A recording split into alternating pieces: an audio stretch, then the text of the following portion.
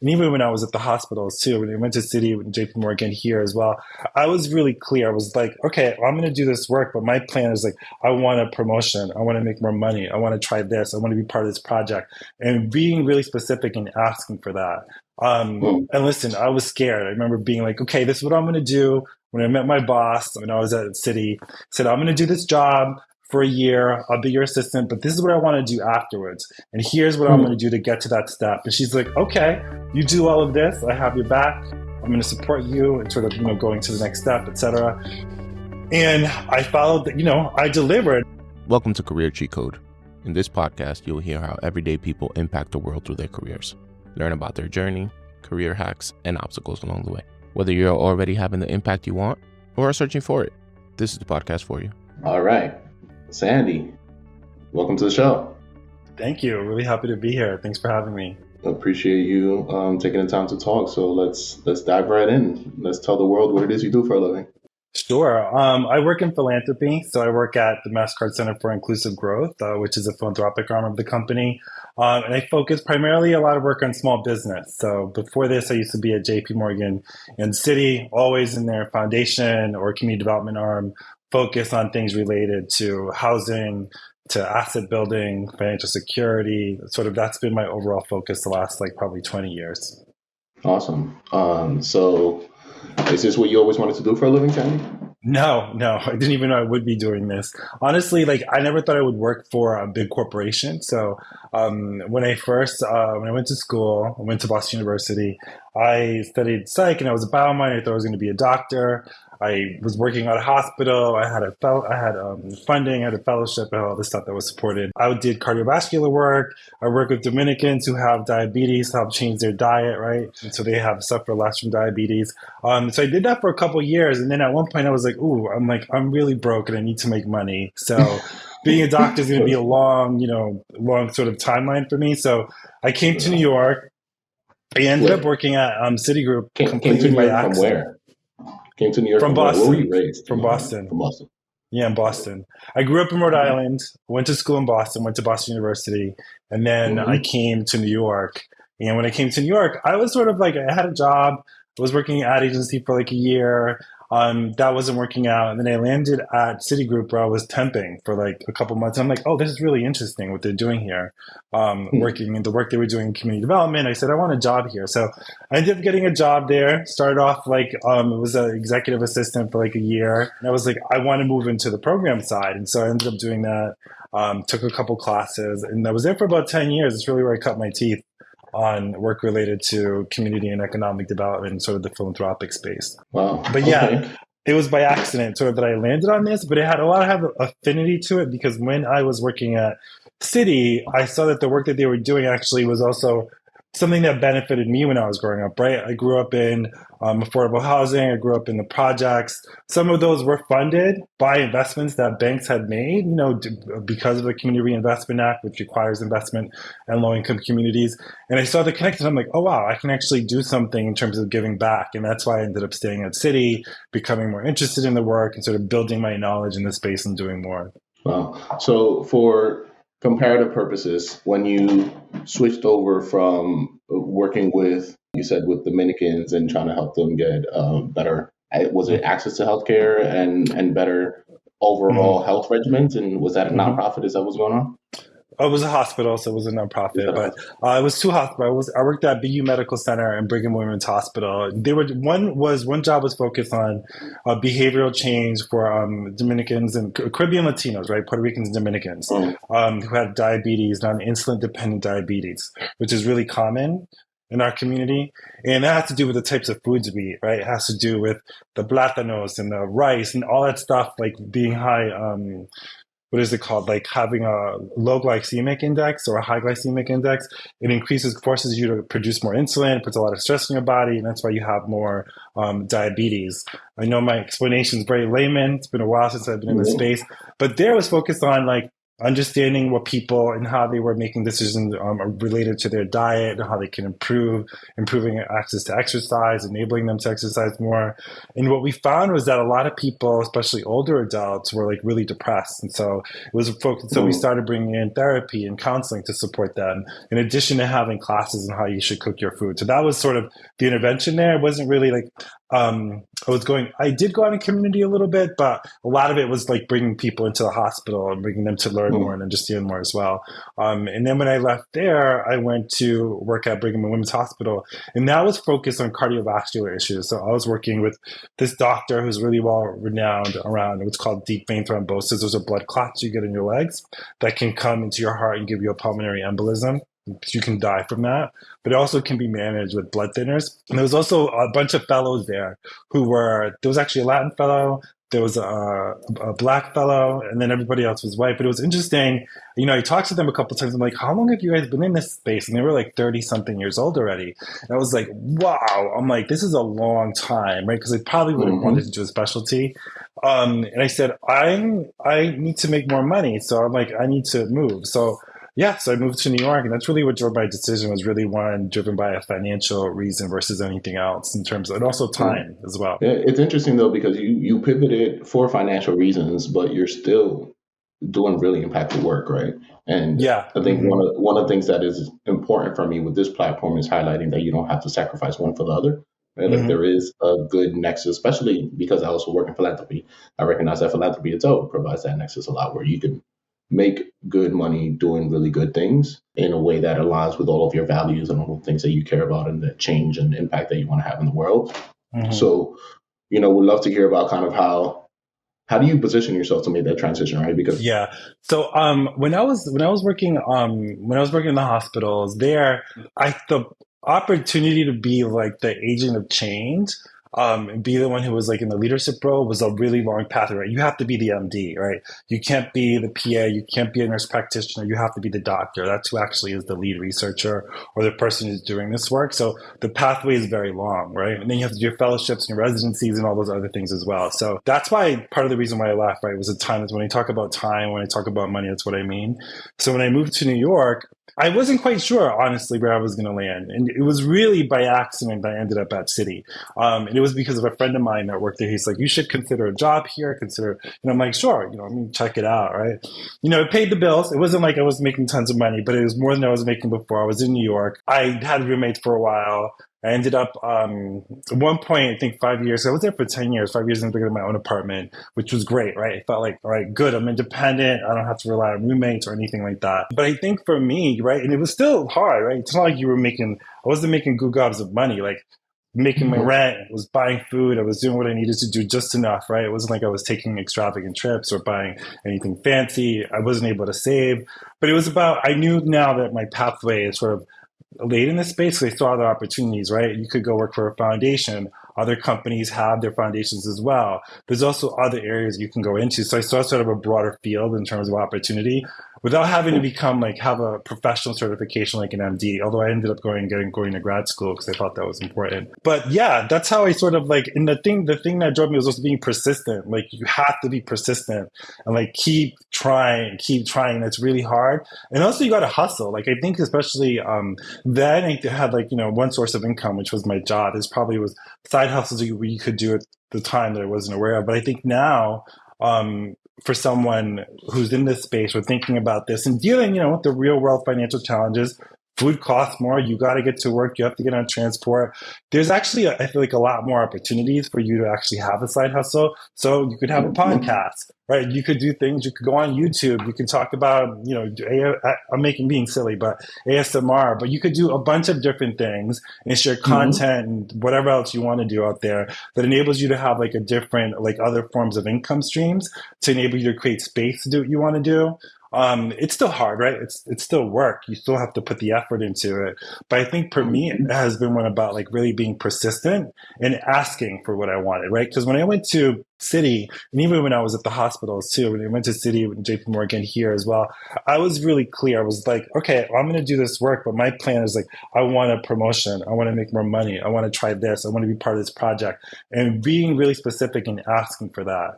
And listen, I was scared. I remember being like, okay, this is what I'm going to do. When I met my boss, when I was at City, I said, I'm going to do this job for a year. I'll be your assistant, but this is what I want to do afterwards. And here's what I'm going to do to get to that step. And she's like, okay, you do all of this. I have your back. I'm going to support you and sort of, going to the next step, et cetera. And I followed, I delivered, and I met with her, and I was really like, what's the word? I focused on each next step, right? I was like, it was synchronous in terms of the things that I was doing. And I met with her, and I think also that made an impression on her, someone new coming into the role, saying, oh, he's really serious about this. And so the year came in, and my role changed, and I had an opportunity to do new things and manage partners and understand the budget and learn different things and access different resources related to nonprofit financials, like really basic things that are really foundational to your work. And that was really helpful for me. So when I talk about persistence, it's also being proactive, and it's also being a little bit demanding, but I have to say, I'm sure like there were probably times where people thought I was like, oh, he's trying to do too much, or he's being really extra. But you gotta be like, sometimes you gotta be extra and not even think about yourself as being extra, but you're trying to make that bread, right? You're trying to be stable. You're trying to like get your shit together, but also you want to excel, right? And those things sometimes are competing with each other as well, right? Because you got to do X, you got to actually, do what you need to do to make your money, but you also need to focus on your career in the long term. And having all those two in the same space, while also being young, right? I was in my 20s, right? You want to go out, you want to have fun, balancing all of that. You really have to be able to manage all that, be persistent, and have outlets for you to let off some of the stress too, because it can be really stressful. That's great. Yeah. So a few follow-ups there. One, remind me, were you at City proper or City Community Development?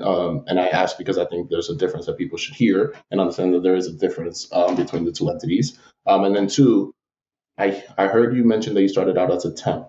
Yeah. Is that accurate? Would love to hear how you then turned that temp position into a permanent position. Yeah. Started off as a temp, and what I told you when I said, I'm going to do this job for X amount of time. For a year? I did that while I was a temp. So I was a temp. Wow. I was only a temp for like 6 months though, but I was a temp.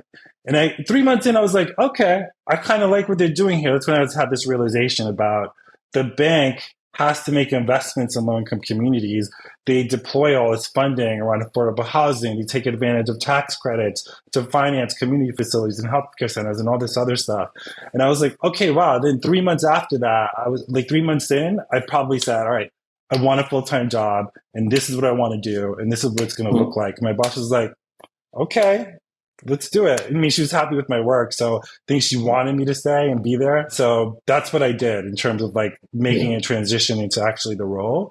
I want to highlight that because I think there's a lot of times when folks don't take temp positions because they don't know that there is an opportunity to then go to full-time or to leverage that, whether within that same organization or one of its partners. Right. And I've seen it happen in different spaces, whether I started out as a temp at Columbia University and I then stayed there for about 6 years. Right. Yeah. So like there is value in taking the opportunity, proving that you can deliver, and then making that a longer term opportunity. I love highlighting things like that because it could have easily been a 3-month, 6-month stint, but you turned it into 10 years within that organization. Yeah, absolutely. And there again I think is something about persistence, right? Because what I was getting paid as a temp was like not comparable to what I was getting paid when I went full time. I think I was making like $22 an hour or something. It was like, and like whatever that was the week, I don't remember, but it was like just enough for me to like hang on. So when I took the job, I got additional money and it was better. But yeah, that was a really big, the persistence there, I think really paid off for me in terms of being really, one, deciding I wanted to be there, 2, understanding the environment, and 3, asking for it and being very prescriptive around what I wanted my job to look like and how I showed up there as well. Got it. So what was the second part? The second part was around the difference in between city and city community development. Oh, yeah. So while I was there, it changed a couple of times. So one point I was just within Citibank. Like my job was in the Citibank. So Citi is made up of multiple companies. There's Citibank, there's Citi Mortgage, there's Citi Cards, which are all the credit cards. There's Citi Investment Bank, there's Citi Commercial. It's a bunch of different companies that have been acquired and merged over the years and years. And so at one point we were just Citibank.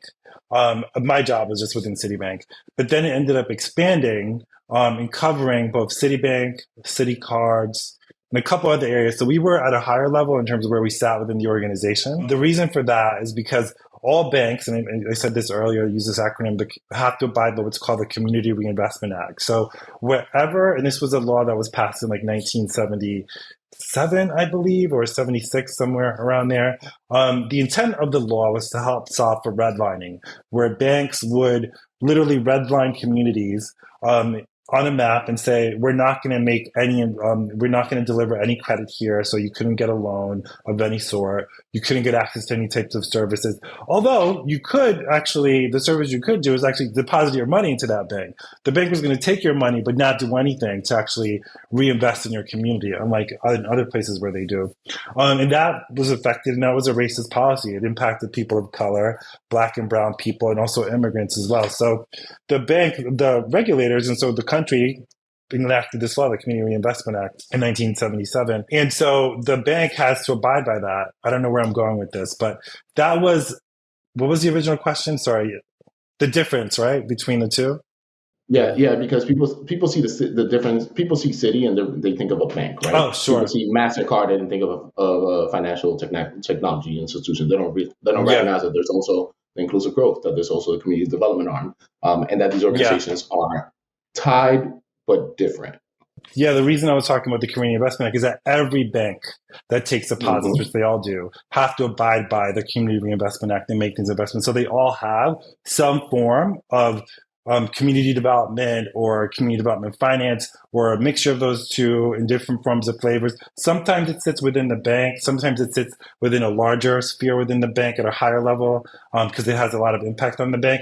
And so the work is around making grants, right? You take advantage of philanthropic dollars. It's also community development finance, where you actually take investment dollars from the bank. The bank does make money on very little, I would say, compared to the sort of a commercial loan. And so they invest that to support development of affordable housing or a community facility of some sort as well. And so they also do a lot of bricks and mortar investment as well related to that. So every bank has to do that type of work. Unlike a place like Mastercard, a place like Google, a place like Microsoft, a place like CVS, they also have foundations, but they don't have regulatory requirements to do that. They do that for a number of different reasons, especially I think now, banks and corporations and companies have always had some sort of philanthropic component. And it may have been that they strictly wrote a check to a charity and used it for visibility. There's been conversations for years in terms of like, what's the role of a corporation in society? And it was called under the moniker of like corporate responsibility. They have responsibility because they're employing people who work in society. They're providing jobs to people who work in society. People also buying their goods as well. So they definitely have an impact on sort of the way people live, the way people interact with their environment, all these other sort of components and outputs of being a corporation and creating products and services. So there was a sense that, what are you doing to actually give back? And that was a bit of where corporate responsibility came from. It's since expanded and gotten sort of bigger. And now you're seeing sort of this talk, you're seeing a lot around ESG, right? Environment, society, and governance. And so you see a lot of things related to the environment around climate change, et cetera. Where I sit is really sort of the society, the social pillar around the work that we do here. And then you see governance, which has to do around the policies and practices that a company undertakes. So you may see things, for example, anti-slavery statements that companies have made across the board. And those just indicate that they have a policy where their supply chain is not using slave labor, which is still an issue to this day. You look at things all over the world. But that's the difference between the two, I would say, between a bank and sort of a non-bank entity, is that there's not the regulatory requirement, but you still have folks, people who make purchases, consumers like you and me, are really aware, much more aware of the acts and sort of things that a company does. So folks make decisions based on that as well. Can you tell me the difference in titles from when you started to when you left 10 years later, and then that transition? Oh, that's a good one. Go into your next role. Yeah. Yeah, that's a really good one. So titles are different across the board. So they all look really differently. So the banks tend to be very similar, although not always, around titles. So when I started there, I think I was like, so I was an executive assistant, and then I became a manager. And then the next title was VP. So there's a lot of VPs, right, at the company, at Citi and also JP Morgan. There could be two levels of VP, but you're always going to see VP. It's going to be more of an internal thing, and also depending if you're at the private bank versus the retail bank, which is like the Citibank versus the private bank. There's going to be compensation differences there. So whereas at Mastercard, there's like they used to have a couple levels. It used to be director, senior director, then vice president. They collapsed the director and the senior director. Now it's just director. Then it goes to vice president. Vice president's pretty senior. The next one is senior vice president, then EVP. EVP is more or less the top, right? Whereas Citi, it was, I think it was manager, VP. There was like two levels of VP, director. No, VP, SVP, then director, then managing director. So very different. You can't really compare the two. So JP Morgan they had VP, SVP / executive director. Then I think I'm not sure if it was managing director next or director. I don't remember how it was, but no, it was managing director, SVP and ED and executive director. So it was VP, SVP / executive director, then managing director. And it was hard to compare. So when I came from JP Morgan to MasterCard, I was an executive director. I left Citi a senior vice president. I went to JP Morgan and I went in as an executive director. I left there and I went to MasterCard and I was a director. I was a senior director, then they found it was a director. And then now I'm a VP. The compensation and the numbers are all totally different. So it's like progression, yes, and salary and sort of compensation, yes, absolutely. But it's hard to compare the two, right? You can't be like, it's not like I was an ED at JP Morgan, so that means I'm going to be a VP here. It's like the responsibilities might be similar, but the compensation is going to be different 100%. That makes sense. Okay, so wow, so you started out as a temp executive assistant, and you left as a senior vice president. Then you went over to JP Morgan as an executive director. Can you tell me about your role at JP Morgan? What were you tasked with doing as an executive director of national partnerships out there? Yeah, so there I was executive director. I was responsible for all of our national relationships with civil rights organizations, affordable housing organizations. So when I talk about civil rights, it's organizations like National Urban League, Amigos US, and sort of others in that space, as NAACP as well. The affordable housing organizations with folks like Enterprise, like LISC, like the big names that you know about as well. Also, think tank organizations like the Urban Institute, like Policy Link as well, responsible for those relationships. And then also focused on advocacy engagement. A lot of things that the banks do because of CRA also allows, the Community Reinvestment Act also allows space for community organizations to provide critiques to banks and how well they're performing. So, and those can be, you can be performing well and they're going to say you're performing well, but they write in and the regulators really take the response from the community organizations very seriously. So they're called community advocacy organizations. Sometimes they use that title themselves, but then that's also the title that we would use when we talk about them and engage with them because they were advocates, right? Advocating on the behalf of individuals in low-income communities. So part of my job was also dealing with that and managing that. And so when I joined JP Morgan, you have to understand it was right after the Great Recession. So the Great Recession happened. All the banks were being pilloried for all the activities that they did and what they did to actually enable an environment where you had lending, mortgage lending that actually had a significant disparate impact on across the board on everybody, but particularly low-income communities as well. And so the banks were taken to task for good reason. They were fined billions of dollars for what they had done in their role in participating in this as well. But I would say Citi was actually did a really good job of managing different advocacy groups and managing relationships, but also really demonstrating how they showed up in community and doing it in a very tangible way, in a way that the advocates could say, the Citi I know did X, Y, and Z in this community, versus like, the JP Morgan that I know or the Wells Fargo that I know didn't do X, Y, and Z. So the experience of the CEOs, if you look back at tapes if you look at the CEOs, when you had, it was like Vikram Panda, Jamie Dimon, I forget who were the CEOs of the other two. I don't know if Brian Moynihan was still B of A CEO. You see that there was like more focus on JP Morgan, like a lot. Jamie Dimon got the brunt of it, I would say. A lot of that, I think, had to do with the way they showed up in community and the way they showed up with the advocacy organizations, how they were being or not being strategic with their giving and with the work they were doing in philanthropy.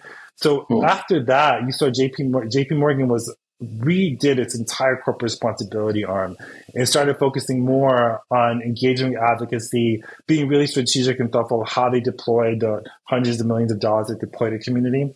And so when I came in, part of the job was to help build those relationships. So I came in with this background of having worked with advocacy organizations at Citi, and part of my remit was to help build those relationships, create space so that the advocates can really understand how the business operated, get the business comfortable with sharing how they operate, why they make certain decisions, and literally holding meetings and opportunity and creating space at JP Morgan for them to meet. So you have folks like NCRC, for example, represented from NCRC, National Community Reinvestment Coalition, which represents like hundreds of community advocacy organizations across the country. There's a couple other Consumer Center for Responsible Lending, CRL. There was a bunch of others as well. Having them come in, meet with folks who headed up the retail bank, headed up the mortgage division, et cetera, so they can understand this is how the products are designed. This is why we made those decisions. But also for the advocates to say, you actually shouldn't be doing that. You should think about it in a different way.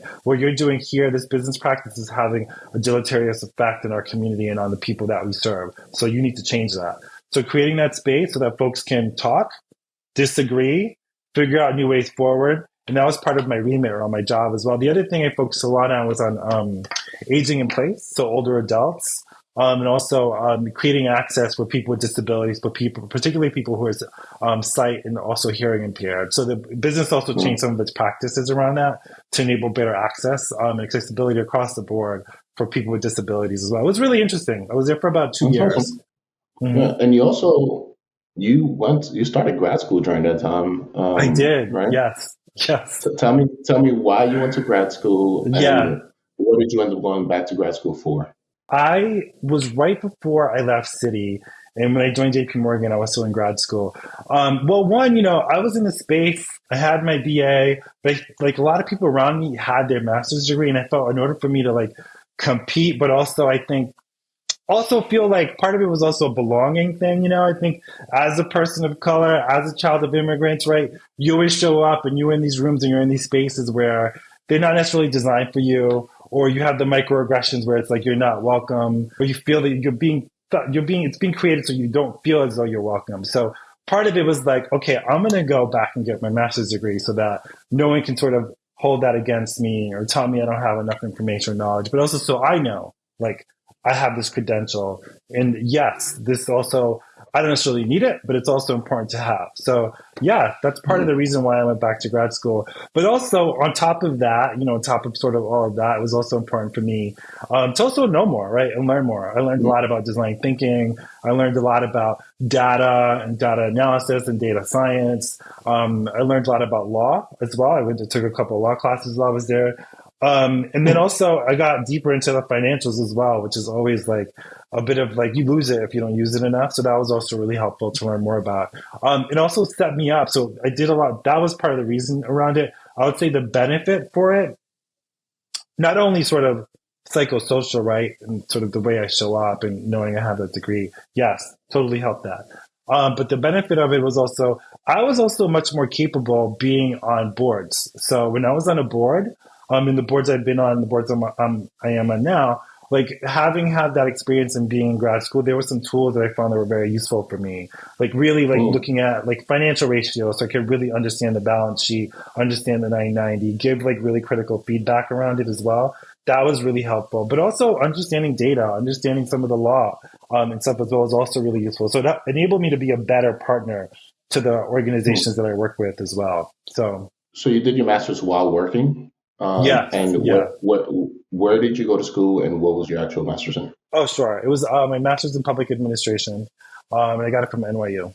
Mm-hmm. Yeah, I completely, and I know the struggles of trying to get an MPA while working, I too did the thing. Yes. So, Yeah. it's certainly a lot, and I agree with everything you said around both the validation that it gets you socially, apparently, and the knowledge and know-how and the things that you can apply. And I did appreciate working while going to school, right? Because I can literally show back up to work on Monday and apply some things. And that was a game changer.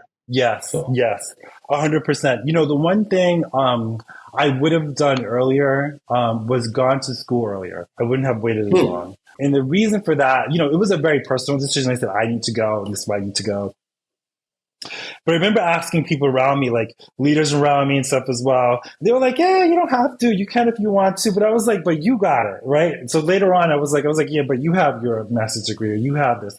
But I'm like, I didn't feel like if it was like, and these were all white people, right? So I'm asking white people who don't have a similar background to me, et cetera.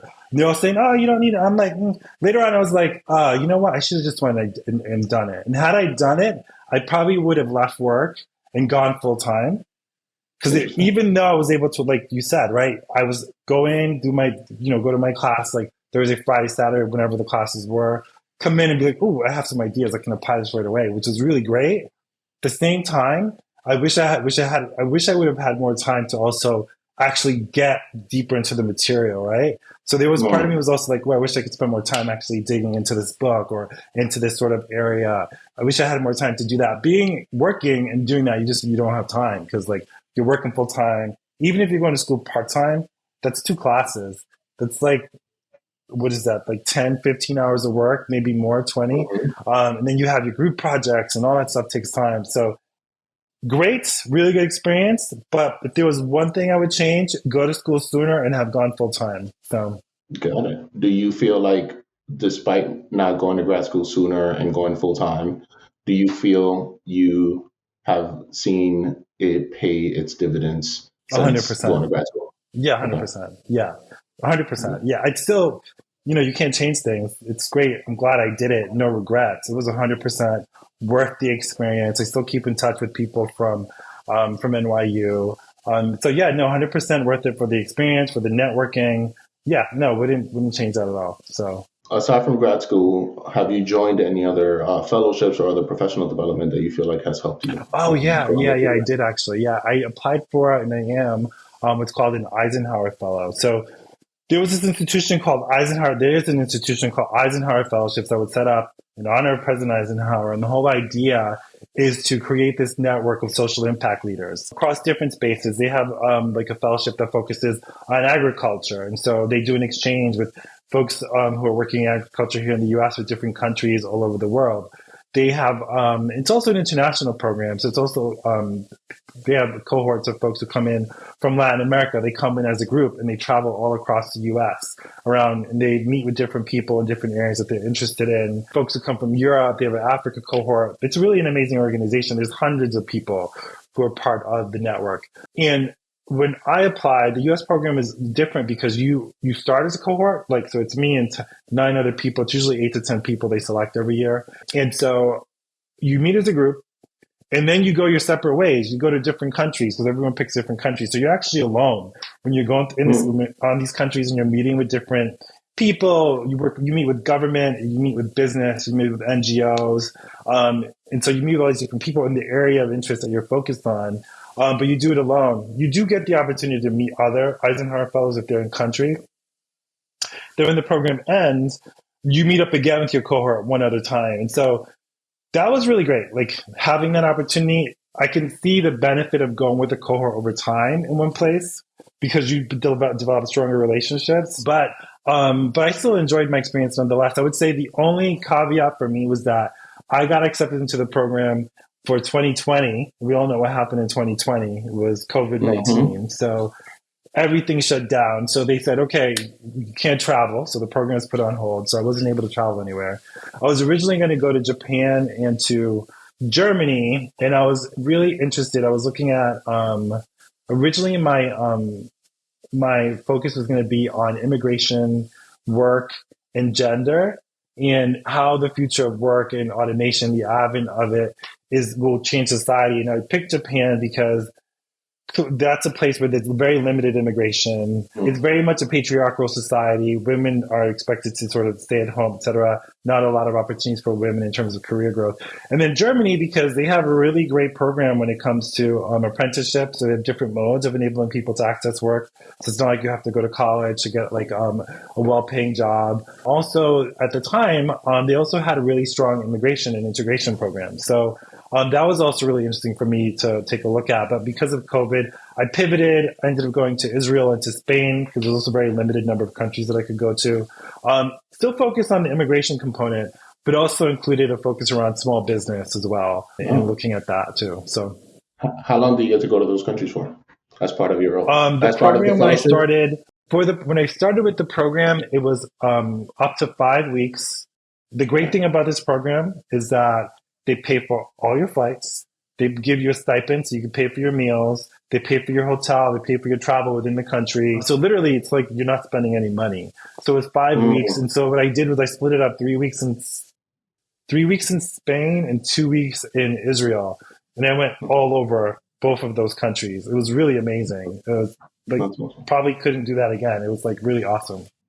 And theoretically, your job is supportive of you taking time to go do this because you are bringing some of that knowledge base and becoming an expert more in that field and bringing that back into the company. 100%. Yeah, 100%. Yeah. So when I got actually my job here at Mastercard, they very much encourage us to take advantage of opportunities like that.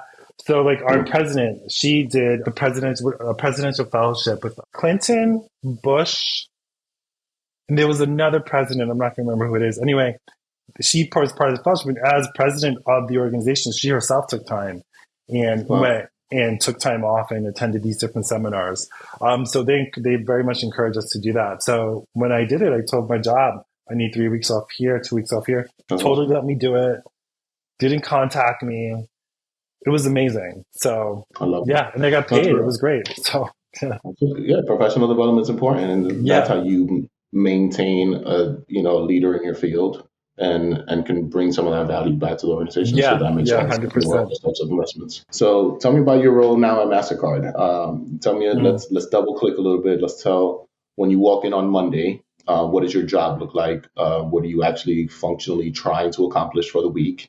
And how do you find some of the partnerships and organizations that you ultimately support, right? Because I think at the root of your role is being a grant maker, right? So how do you go through all that when you walk in on Monday? So right now at Mastercard, so I lead our function related to small business. So I lead a program called Strive USA. And to your point, the work and what I learned from what I was doing on my fellowship around small business, I use that to apply to what I help design here. And here we're focused on enabling businesses to have access to affordable capital, to know-how and information, how to grow their business, and digital tools to grow their business, and also using all the federal dollars that are coming down and helping to activate that by supporting institutions that help deploy those funds. So, that's what I've been focused on this last 2 years. And so when I go on Monday, part of this work is also visibility, right? And so enabling convening. So you could use wherever you are, you can use the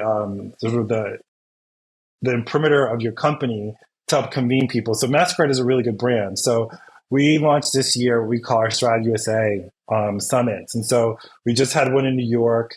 We brought in different institutions that we work with to talk about the use of technology, activation of federal dollars, talk about rural versus urban. And so we had a whole session, a whole day, a couple hours around this with different folks, both from government, nonprofit, and private sector, to talk about also those public-private partnerships and why they're so important to help activate federal dollars, and to also do more than just being just one entity by bringing others into the fold as well. We're going to do a series of these. So this Monday, part of me when I go in tomorrow is to prepare for the one in DC. So literally it's about, all right, who are we inviting? What's going to be themes around the day around this? Who needs to be there? What's the setup going to be? Are we going to do roundtables? Are we going to do panels? So it's sort of all of that thinking related to it. So it's a lot of brass tacks, but also sort of design and being creative around what that's going to look like. Then also this week, reviewing who's in the pipeline for grants that we're about to make. So I have 3 or 4 grant agreements that I need to review. make sure they address all the different issues that need to be addressed, that the design makes sense, that the deployment of the funds makes sense, the metrics look good in terms of reporting and impact that we want to do. So it's all of that type of work, and that's both sort of the brass tacks around grant making, right? In terms of like, when are the funds going out? What are the metrics here on this? What's the story you want to tell? To sort of like the design and creative part is like, is this solution innovative? Is it different? Or even if it's not different, is it scalable? And are we building enough tools to actually enable it to grow? So it's that type of thing. Those are the two things that I'm focusing on this week. And then also I'm in the middle of hiring someone. So I'm also like vetting resumes and looking at different people and trying to understand like, what's the skill set? What do they bring to the table? Are they going to fit the needs that we have as well? There's also managerial things, that's one of them. One of my direct reports is out sick. She's out with some family issues she's dealing with. And so it's also like, how do I fill in for her and the gap that she was bringing in? So there's actually someone who's volunteering within the company to support the work. So also bringing them into the fold so they really understand how we do the work and able to be supportive to us as well. So that's a bit of the week for me this week. Wow. Yeah. That's awesome. And I will say, I was fortunate enough to join your summit here in New York City. And I think you all are very intentional, not only around definitely bringing the right people in the room, but making the connections, right? So that some of the grantee partners that you have can connect with other funders and can actually be highlighted in a way that makes sense to them, right? So like for myself, as a grant maker, I think you and I really started hitting it off because we talked at one point and we're like, we should probably try to fund some things together. And then you came into the office and you and our team over at Rockefeller at the time, we locked into a room for a couple of hours and we were like, we're not going to leave. That's right. Yeah. We're not going to leave until we figure out how we can work together, how we can fund things together. And it's really like a major, like, where do you do the work? What is it that you're looking for? What are some of your goals, our goals, and how do we marry them, right? And now we're able to do that going forward, right? But I think that comes because of your leadership and intentionality and recognizing how to make the dots connect and advance the work forward. So, I've seen you in action, and I think you all are very intentional around the work that you do. Yeah, I try to be I try to be very intentional around the work. So thank you for saying that.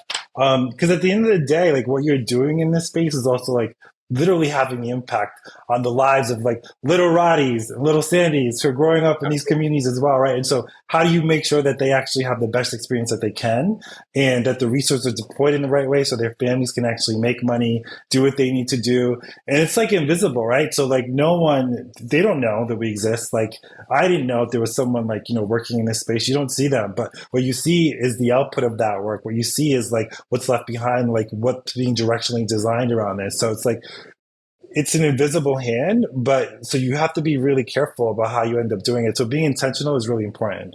You have to see yourself in the work. You have to see like the impact on community in the work as well. So I think that's really critical. Sandy, what's the favorite part of your role? The favorite part of my role is working with the institutions. So it's like really working with those organizations or actually going out in the field. That's my favorite part. I don't get to do this often, but going out into the field and meeting the organizations and meeting the people who are like opening businesses and the way they talk about their business and the access to capital, that to me, it's like makes a huge difference. So when I wasn't in this role, focused on small business, like looking, when I was at JP Morgan in the city, like going to and working with people who are trying to buy a home, right? And like, these are people very similar to a lot of people that I know, people that I know now, people that I grew up with, who are trying to put together, I don't know, I'm going to make this up, buying a $20,000 home, putting together $20,000. That's a lot of money, or $40,000 for people. It's like they are hustling, right? And so it's really important to treat them with respect and understand where they come from, but also give them space to tell you their story. Things have changed since when I was a kid, right? Things are different now. I don't know. I'm not sort of in the same hood anymore. So like being there and listening to people and hearing people, to me, is like, that's my favorite part of the job, because I can see like how this institution is using the funds to actually support and enable the livelihoods of community and people and businesses as well. That's my favorite part of the job. I would say my second favorite part of the job is working with the institutions and designing the programs. I love it. Like, I love working with organizations. I love working with leaders in the field. That to me is always really exciting. Like, because it's like they are the change makers, and we have an opportunity to like partner with them, to collaborate with them as well. And also learn from them. We also learn from each other too at the same time. That to me is like probably my second favorite part. Can you talk about, I think it's easy to look at someone like Sandy and say, oh, this is someone that has their life together, has always had their life together. And I think there's Mm, value in recognizing that things are not always linear, right? And even when you shared earlier mm, around starting as a temp executive assistant and now you're a vice president of social impact and the head of the mm. Strive program, right? And you have grown so much in your career. Would love to hear around about a time when things were not as plain and simple and as peachy as they may seem, personally or professionally, Yeah. and how you kind of overcame some of that. Yeah, there's probably like so many. Yeah, you don't know what's going on in people's lives, right? That's also is like it's always an important lesson and something to be aware of. Probably the most difficult time for me is when right, I'm gonna get emotional, but my sister passed away a couple years ago, and that was really, really hard. She died of cancer. She was my youngest sister. Okay. She was my youngest sister. Have 7 sisters. And yeah, so she passed away. She was sick for she was sick. She was really sick. She almost passed away. She was in ICU. And then she got better and she got out of the hospital and it seemed like she was recovered. There was no trace of cancer in her body. And she was good. She moved out of my sister's place because she moved in with another sister in DC for a little while. And then I came back and then she ultimately passed away. But that was probably like the hardest time in my life Hmm. ever. And it was just really hard. You're video recording this almost like Okay, um that's part of that. but that was the hardest time in my life. Like dealing with that, dealing with the aftermath of that was really, really difficult. And it impacted work. You know what? People deal with it in different ways, right? When my sister was passing away, when she was sick, me and my other sister in DC, we were really proactive at managing her care, really being an advocate for her. So we were just like there. And so work gave me space to actually fly down. I would go down all the Hmm. time. Like I was always going down, taking the train, going down there all the time. At least once a month, like at least. And it would be there for a couple of days, if not more. And so I was doing that for like a year. And so work like let me do that. And I was also working at the same time. And so for me, like being able to work and being of service to her and stuff was like great.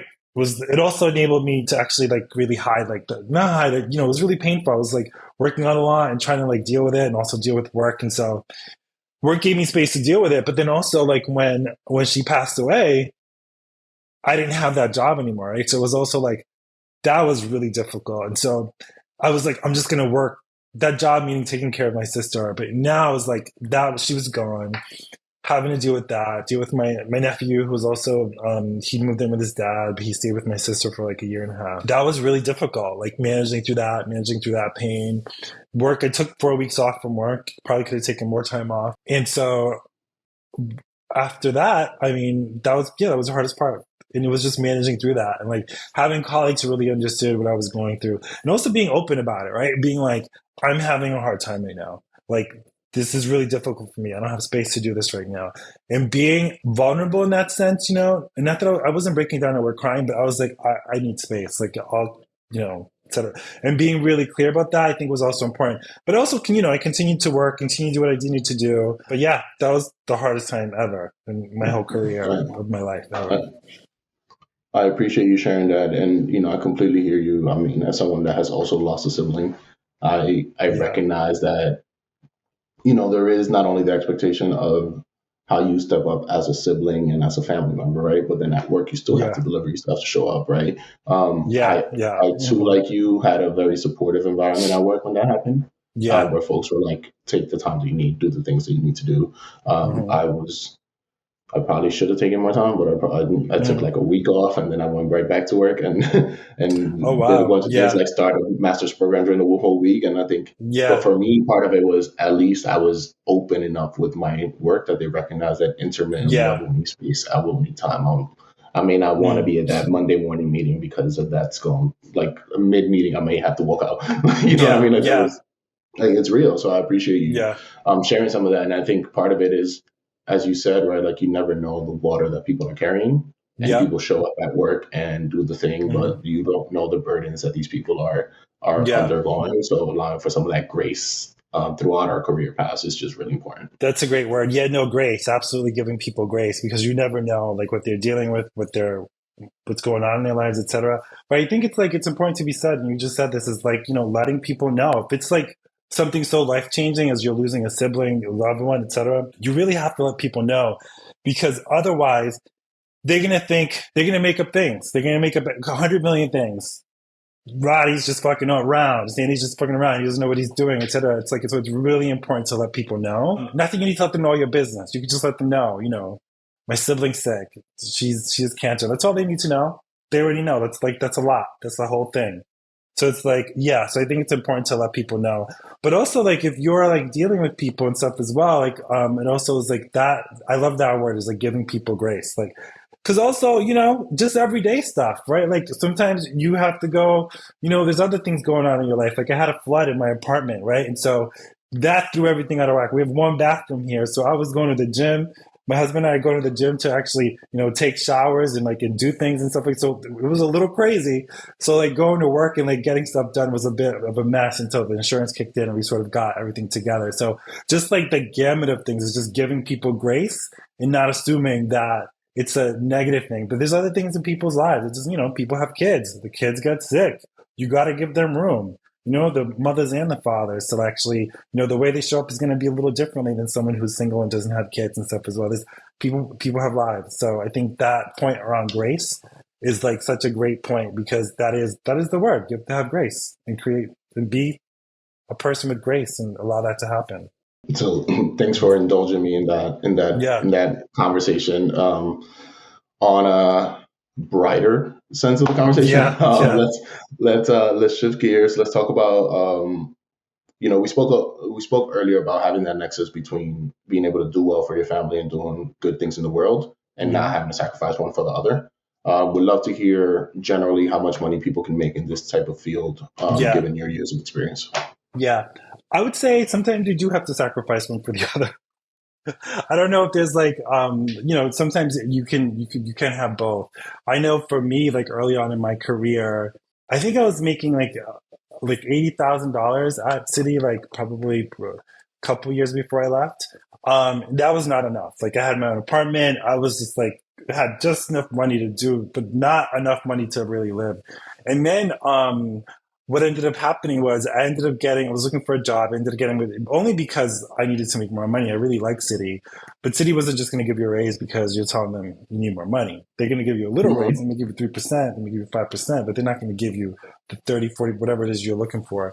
I ended up getting another job at another bank. And so I was like, okay, I'm going to resign. And they came back and they said, we want to match the offer. I was like, oh, I didn't know this was an option. That's something to know. I think always is like, if you're in a place where they're not giving you enough money, but they also value you as an employee, sometimes you have to get another offer. But that's a double-edged sword, because if you accept the job from another place and you tell them I'm not going to take it, my job, match my offer, you could burn a bridge potentially. So you have to be really careful in terms of how you say no. So I think at that point I was making like $140,000 at Citi. And I went to JP Morgan and I made more than that. But I would say like the range can be, depending on level and depending on sector, it can range, right? It could start off from like being like an assistant, making like 50 to 75,000, depending on where you're going, all the way up to making like $500,000, if not more, depending on where you are and the level of the institution, the comp, and how it's set up. So the range is pretty significant, and also could be clearly beneficial as well. So depending if you're in a state that doesn't tax you as much as New York, even better. So that's fair. That's real. Okay. Yeah. Are there any forms of media? That could be books, that could be podcasts, that could be movies, shows, music that have impacted you personally or professionally that people should check out? I love a TED Talk. So there's like a number of different TED Talks that I think are really useful, that I found insightful and really powerful. Yeah, let me get back to you on that. So we'll put some links to some of those books and TED Talks in the show notes. So now, if you're listening to this, you have some homework to do, folks. Just scroll down. And the links will be right there. Is there anything that we have not covered today that the world should know about Sandy? I would say like I'm really driven by this idea of liberation. And so like for me, my whole ethos and part of the reason why I do this is not only because I want to do good in the world and I want the world to be a better place, but I want people to be liberated.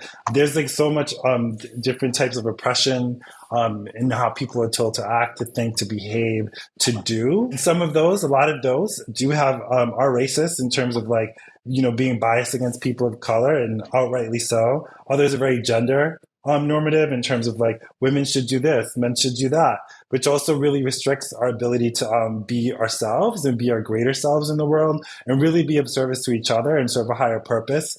And so I'm really driven by this idea of liberation and liberation from all types of oppression. Because once I think you have that and you're able to achieve that, and I don't know if that's truly possible in sort of in the world, any world or any place that we live today, that humanity is going to see its potential really be significant in terms of its ability to do for itself, but also do for others. And like the world will be a much better place. It's a very rosy way of thinking about it, but that takes work, right? You can't be liberated until you actually break the structures, and breaking those structures and reforming them is hard and it's painful, but it has to happen in order for us to have progression and to have growth in the world. And so that's a lot the way of how I think about things. I love it. Sandy, thank you for joining us today. Thanks for sharing all of this. Yeah, thank you. I really appreciate it. Didn't know I was going to be crying here, so. It's, you know, we take you through a roller coaster of things. You know, it's not just the process. I think it's, and the reason why we go through this, right, is because the professional aspect cannot happen without that personal journey. Yeah. Right. Mm-hmm. So going through some of that is what makes you show up the way that you show up and brings the perspective that you bring into work. So all of that helps mold us and build us into the humans that we are today. So I appreciate it. Yeah, 100%. I hope you enjoyed this episode. If you did and believe on the mission we're on, please like, rate, and subscribe to this podcast on whatever platform you're using, and share this podcast with your friends in your networks. Make sure you follow us on Instagram and LinkedIn at Career Cheat Code, and tell us people or careers you would like to see highlighted. See you next week with some more cheat codes. Peace.